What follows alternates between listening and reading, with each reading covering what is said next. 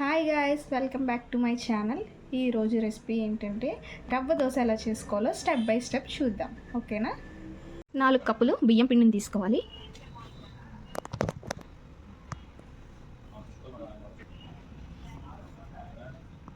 మీరు బియ్యం పిండిని మెజర్మెంట్స్ దేంతో తీసుకున్నారో అలాగే అదే కప్పుతో సేమ్ బొంబాయి రవ్వ కూడా సేమ్ మెజర్మెంట్తో తీసుకోవాలి. మీరు 4 కప్పుల బియ్యం పిండికి 1 కప్పు బొంబాయి రవ్వ వేసుకోవాలి.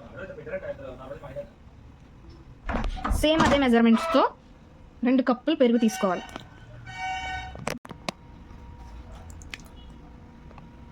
సో ఇప్పుడు ఇందులోకి తురుముకున్న క్యారెట్, అలాగే చిన్నగా ముక్కలుగా కట్ చేసుకున్న ఆనియన్స్, అలాగే కొత్తిమీర, జీలకర్ర వీటన్నిటిని కూడా మనం ఇందులో వేసుకోవాలి.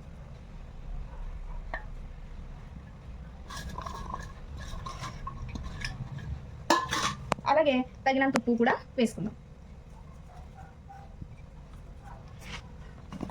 వీటిని బాగా మిక్స్ అయ్యే వరకు కూడా బాగా కలుపుకోవాలి. మనం బాగా మిక్స్ అయ్యే వరకు.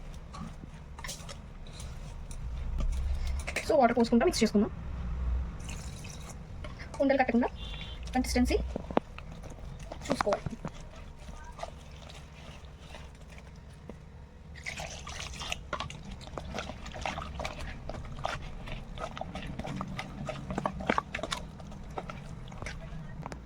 సో వాటర్ వేసుకొని కన్సిస్టెన్సీ ఇలా వచ్చే వరకు కూడా మీరు కలుపుకుంటూ ఉండాలి. ఉండలేకుండా కన్సిస్టెన్సీ చూసారు ఎలా ఉందో సేమ్ ఇలాగ ఉండాలి. ఉండలేకుండా కూడా ఇలా కలుపుకోవాలి. ఇలా కలుపుకున్న తర్వాత ఒక హాఫ్ అన్ అవర్ పక్కన పెట్టేసుకోవాలి.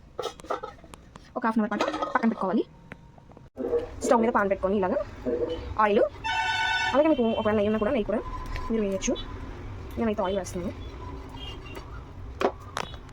సో మనం కలుపుకున్న కన్సిస్టెన్సీ ఉంటుంది కదా, కన్సిస్టెన్సీతో ఇలా వేసుకోవాలి.